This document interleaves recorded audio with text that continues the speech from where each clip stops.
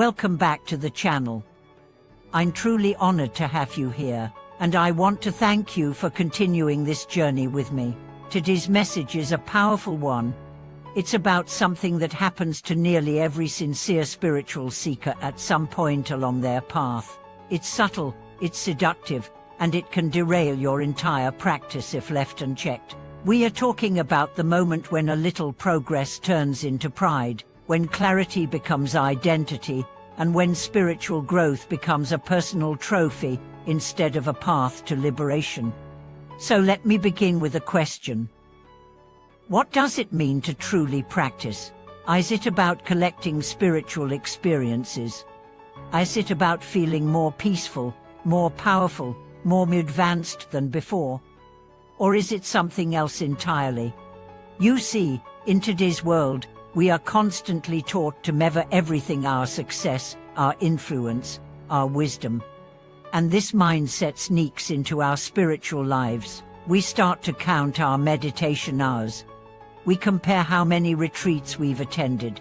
We proudly mention how many sutras we've read or how long we've been practicing. But let's be honest, when we do that, is it still practice? Or has it become performance? There's a profound teaching that says, real practice begins the moment you stop seeking validation for your practice. Let me tell you a story. A young practitioner named Ren began his spiritual journey with intense dedication. He read scriptures, attended teachings, practiced deep meditation, and even experienced visions. He began to believe he was making real progress. He shared his insights freely, corrected others in discussion, and felt certain he had reached a higher level. One day, his teacher asked him, "How do you feel your practice is going?" Ren smiled and said, "I feel elevated. I've had visions. I can sit in meditation for hours. I think I finally found peace." The teacher paused and said, "Then your real practice is about to begin." Ren was confused. "But haven't I already progressed?" The teacher said gently, "You've had experiences, but now you must learn to let them go. Real practice is not about seeing the light. It's about becoming light, and light does not brag about its brightness." This conversation humbled Ren. It made him realize he was not walking the path of awakening. He was walking the path of ego, dressed in spiritual robes. So let's ask a hard question. How often do we confuse spiritual milestones with spiritual maturity? A milestone is an event, it's something that happens. Maturity is a transformation, it's something that remains. Just because you've had a profound meditation doesn't mean you're free from attachment. Just because you've cried during chanting doesn't mean your heart is fully open. Just because you've had a mystical dream doesn't mean you're awake. In fact, one of the greatest dangers on the spiritual path is what we call spiritual pride. It's the belief that I've made it. It shows up when we think we no longer need teachers. It speaks when we feel superior to others because of our insights. It hides behind every "I know," and "I've already heard that." But here's the truth. The more awakened you are, the more humble you become. Why? Because you begin to see the depth of your ignorance. You start to realize how much conditioning still lives in your mind. You recognize how often your motives are still rooted in self-interest. And most of all, you realize how vast the Dharma is, too vast to ever master. There's an ancient analogy that says a truly wise person is like a valley, humble, receptive, always open. In contrast, a proud person is like a peak, high, impressive, but isolated and dry. Water flows to the valley, not the peak. In spiritual terms, grace flows to humility, not arrogance. Let me share another story. A man once visited a well-known teacher and said, "I've been practicing for 20 years.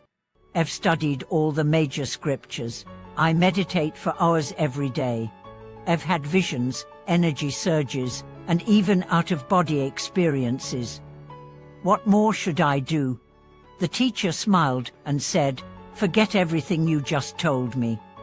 Go sweep the floor." The man was stunned. "But I'm a senior practitioner."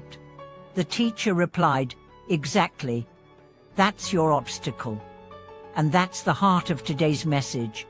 Real practice isn't about what you can show. It's about what you can surrender. It's about sweeping the dust, not just from the floor, but from your heart.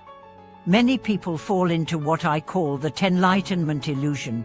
It's the belief that once you reach a certain state, your work is done. But spiritual realization is not a destination, it's a direction. Enlightenment isn't an endpoint. It's the beginning of a deeper service, a deeper humility, a deeper love. So what are the signs of true practice?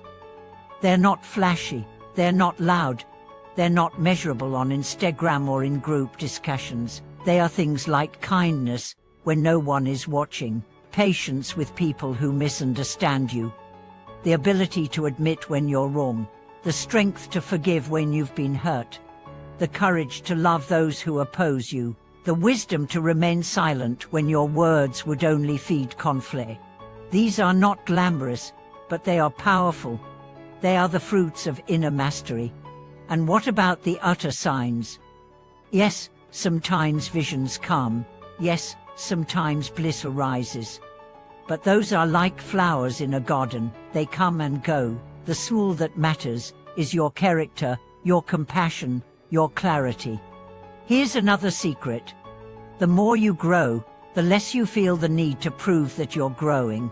You stop talking about your path and start living it. You don't need others to validate your insights, because truth becomes its own reward. One of the most profound teachings I've ever heard is this. You know someone is growing when they start focusing more on their own flaws than on others. Not in a way that causes shame, but in a way that inspires refinement. So if you're someone who's been practicing sincerely, but wondering why the path feels harder now, take heart. It's not because you're failing. It's because the path is working. The ego is losing its grip. The illusions are fading, and that can feel like loss. But it's actually liberation. Be gentle with yourself. And don't confuse ease with progress. Sometimes the greatest breakthroughs happen in silence. Sometimes the real shift comes after you've cried on your mat and thought about quitting. Sometimes the most important moment is the one where you choose to keep going, not because it feels good, but because it's true. So as you continue your practice, remember, you are not here to impress, you are here to transform. You are not here to gather experiences. You are here to dissolve illusions. You are not here to accumulate achievements. You are here to uncover what's always been within you: pure awareness, boundless compassion, unshakable peace. Thank you for joining me on this journey today. If this message touched your heart, please let me know in the comments. I'd love to hear about your experiences with spiritual pride, humility, and what real practice means to you. Please like this video, subscribe to the channel if you haven't already, and share it with someone who's walking the path with you. Together, let's support each other in going beyond the surface and into the heart of real transformation.